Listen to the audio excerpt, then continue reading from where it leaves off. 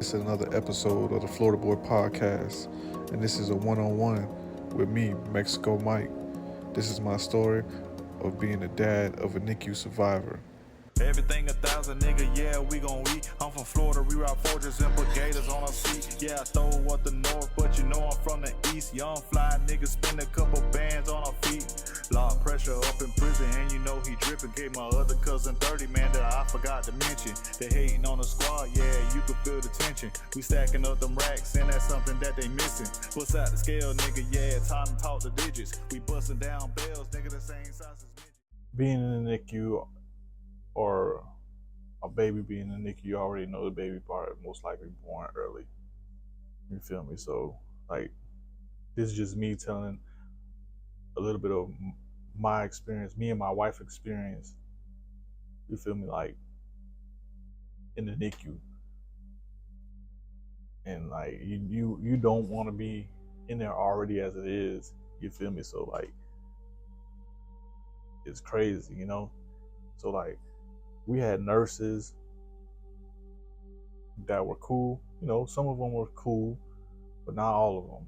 You feel me? Like, it was a select few that was nice and cool, but majority of the rest of them is like, how you even get your certification? You feel me? Like, they would be tripping. You feel me? Like, I don't know if it's like with just black women or women of color. Like, they feel like the pain level or whatever they act like is nothing. You feel me? They act like they don't care about it really. You know what I'm saying? It's like, it don't really matter. It's not top priority to them when you ask them what's the pain level on a 1 to 5, and you say 5. You feel me? They just brush it off and blow it off like it ain't nothing. You feel me? Like, it was crazy. We was about 10 days in the hospital before my wife actually like went in labor, you know. So she went in labor, and she was in labor for about, I'd say 45 minutes to an hour. And our daughter was born. Like, she wasn't even in labor that long. You feel me? Like, that's a good thing, I guess. So I heard some women be in labor 36 hours. You feel me? Like, it wasn't that long. It definitely wasn't that long. So once she was born, you feel me? Like, they got to do their procedures because she born early. So they had to hurry up and rush her to the NICU. You feel me? Like, she came out crying, whatever, but they still got to send her to the NICU. You feel me? It's procedure. So they rush her to the NICU. I'm behind them, making sure they don't be doing hit you with the switcheroo. You feel me? Like, nah, I see my baby. I know how she look. I ain't finna do no switcheroo or do nothing crazy for me. So I follow them to wherever they at. You feel me? You know, she was born about 11 weeks early. So, you know, that's a lot of time. A lot of time.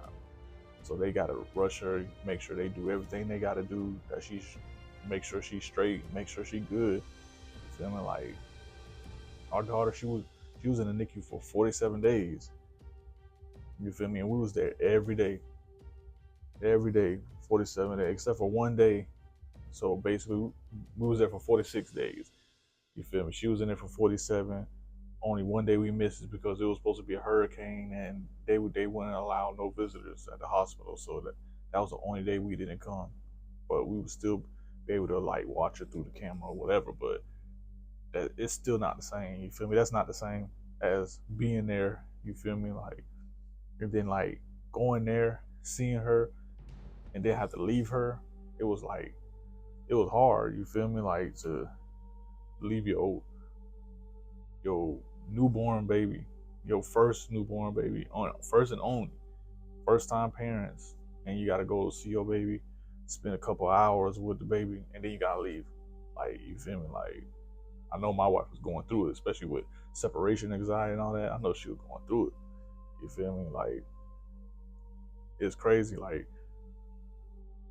we would call every morning, check in on her, whether we was gonna go up there. You feel me? We would call either before we went, or we would call like first thing in the morning. Like off rip, first thing in the morning, we call in off rip. You feel me? Whether we come in right away or later on in the day, we calling in the morning, checking in, how everything going, how she eating, all that. You feel me? Like all that. Like we wouldn't let them know that we was on our way. You feel me? Like we'll call, check in. Yeah, okay, yeah, you know how she doing, woo woo, and they not knowing we on our way up there anyways. So about like 10 minutes later, after we get off the phone with them, we pop up, and then they looking like all crazy. Like one nurse was like, "Oh, you didn't tell me, you know, y'all didn't tell me on the phone that y'all was coming." Like, come on, man, stop playing. Why would we? Like, we trying to pop up and see what's going on, making sure you on point. You feel me? We trying to make sure you on point, doing what you supposed to be doing. Because if I let you know we coming, then you wanna woody woo try to get everything straight. So nah, we trying to come up there and see what y'all really doing in here.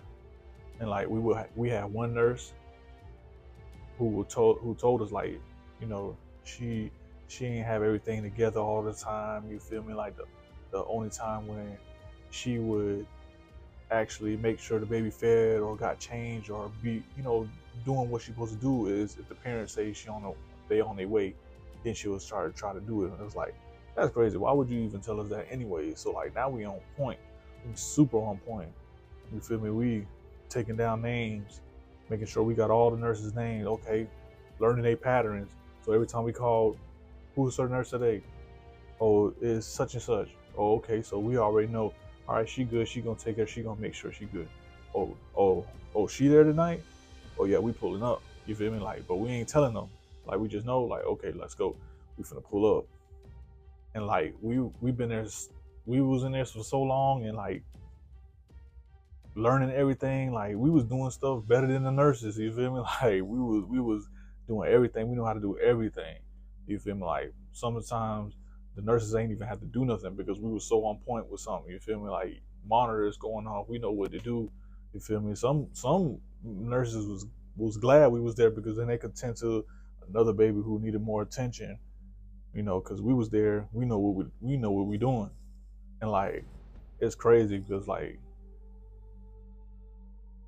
the whole medical field, like after COVID, it's just been crazy. Like some of these people, like how do you even get your certification, man? Like it just like unprofessional. You feel me? Like we called up there one day, we called up there in the morning, and the lady answered the phone, the nurse, and she said, "Oh, can you hold, please? Your nurse is dealing with a baby that's critical right now," and like put us on hold.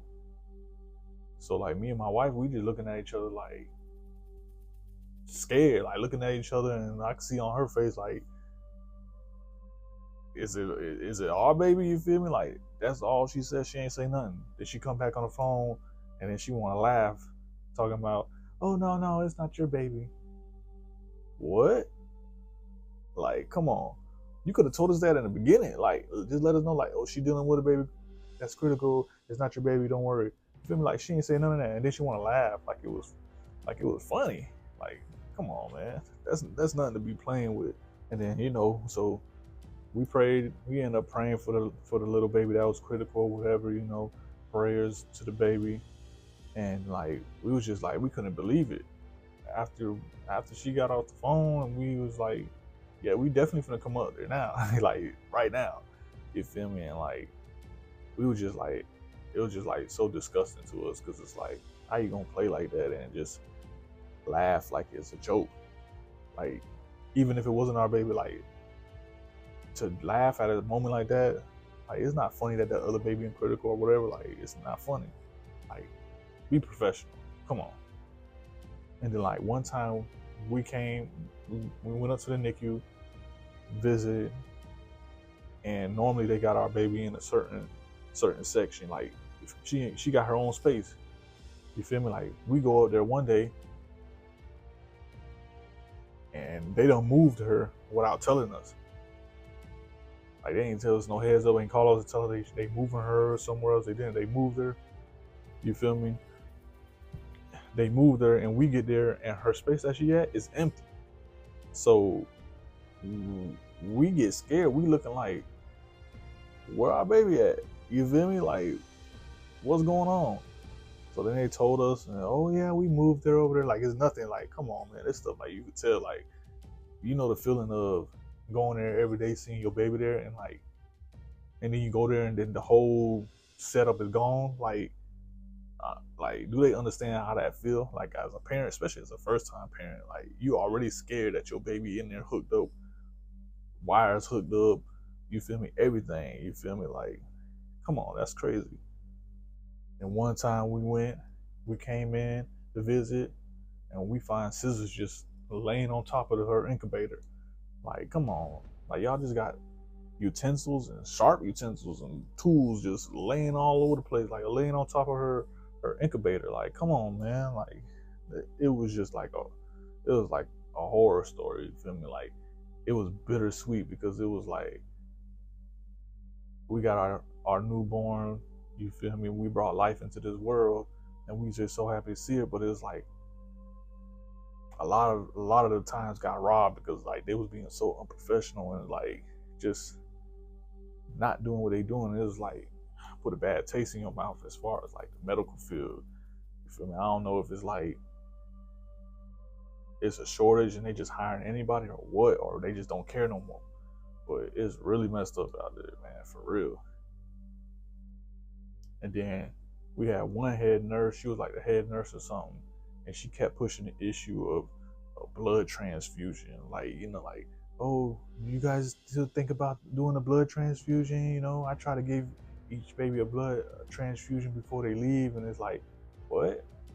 And then we were telling like if something would happen, you know, where she needed blood or whatever, you know, can she just use ours? And it was like, no, I don't know. We gotta ask. We gotta see. Like what? Like if your baby need blood or any baby needs blood, why wouldn't you use the blood of the parents? Like, nah, y'all ain't finna be pumping no other type of blood in my baby. No alien blood, no dirty blood. Like, nah, y'all ain't finna be doing none of that. I knew my wife wanted to fight most of them nurses, you feel me? But like, I just had to tell her, like, you know, just calm down. You feel me? Like we here for our baby. You know, we gotta keep it, tone it down for our baby. Keep our head down, do what we gotta do so we can get her out of here. You feel me? Like, it was that crazy. And then like the night before, they had a little thing where they let you stay in the room. They got like a little room set up where they got a bed, everything in their bed, refrigerator, you get a TV, bathroom for the parents. You feel me? Like you get to spend the night with your baby the night before your baby get released. You know, kind of bond and kind of get used to see how it's gonna be, you know, at home. So they set it up for us to do that. So we like, okay, yeah, we want to do it. So like the night come and they say it's unavailable or something like that where we couldn't do it. So we just stayed, all right, whatever. We stayed in our room where they had, you know, our daughter.